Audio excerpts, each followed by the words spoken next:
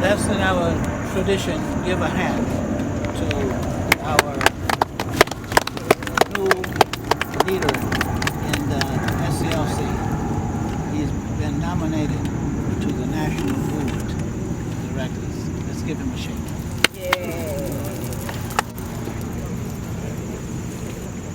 I can't tell you what this really means. Only the future will unfold the truth of this moment.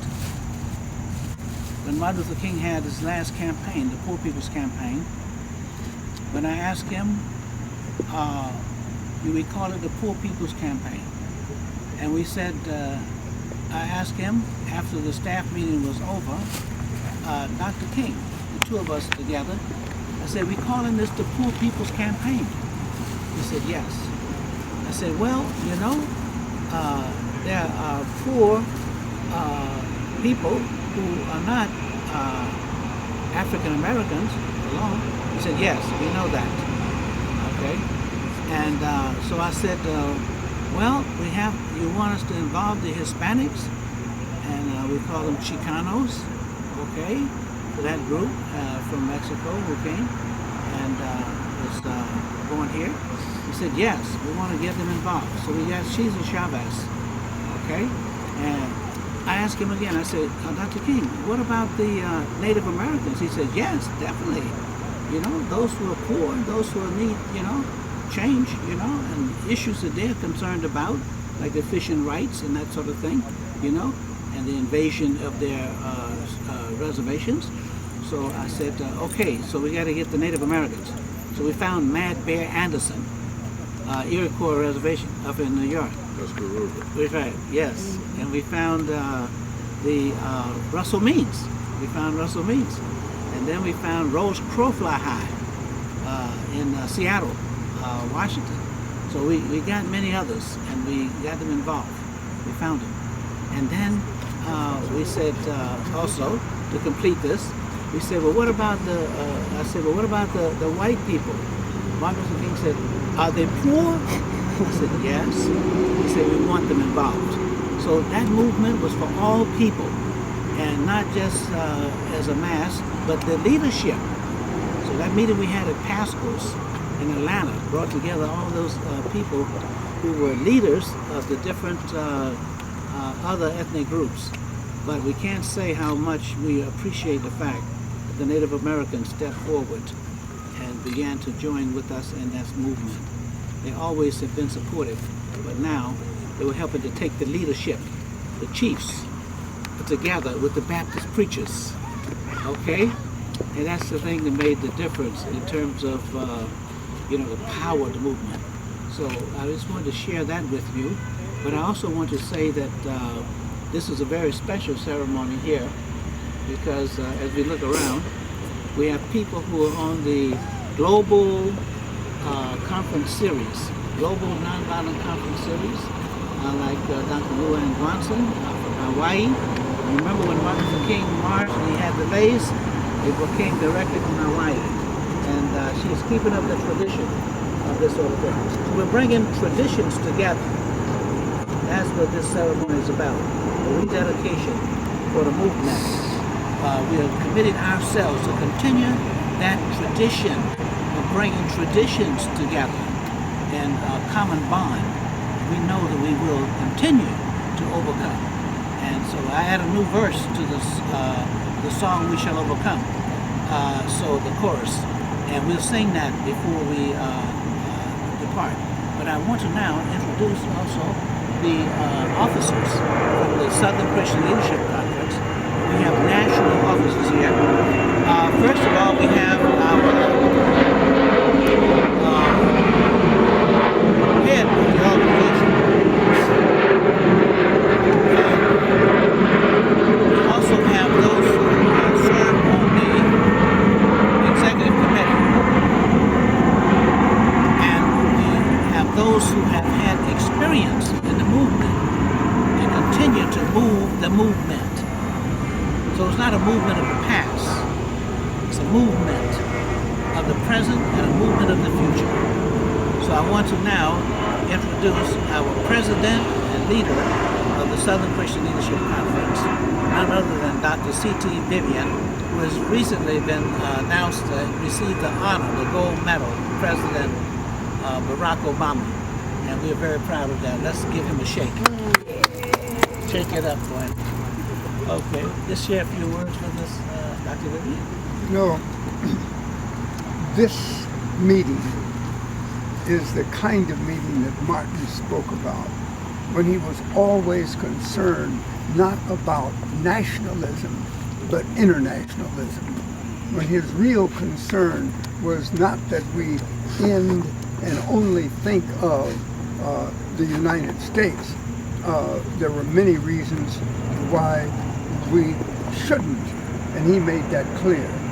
And his real statement was that we as people join together, respecting each other, caring for each other, and being free enough to share with each other.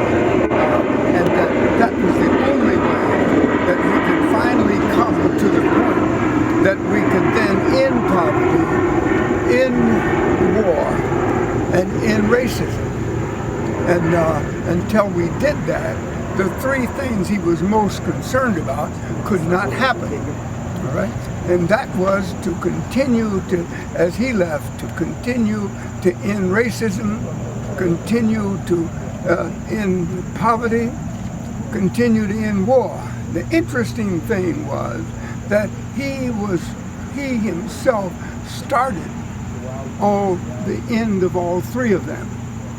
Because he started our drive against poverty, had been involved in our drive against war before he left. It was not like we tacked it on. It was something that had to be done in order to live up to his understanding of internationalism and joining together as people, not as individual nations alone. Thank you very much. Let's give him a shake. And we are just elated to have our national treasurer, which is a very important position, and chairman of our finance committee. And also he's a state legislator from Louisiana, okay, and also an attorney, Randall Gaines. Would you share a few remarks for us on this occasion? This is a special occasion for me because of all the rights that I benefit and privileges I benefit from, because of the sacrifices that our leaders, our ancestors, and our heroes are made for us. And great sacrifices require great commitment to honor those sacrifices, and great causes require great commitment to be able to receive the benefit of those altruistic causes. And I'm here to recommit myself. They said a good man will identify something better for himself and build a bridge to get there. A good leader will identify something better for himself and others and build a bridge for himself and others to get there. But a great leader will identify something better for others and build a bridge though he may not cross himself, as in the case of Dr. King and Moses. And I'm just here to recommit myself to the movement. Okay, all right. And another one who is on our national board, and without him we could not be able to embrace the spirit of the movement.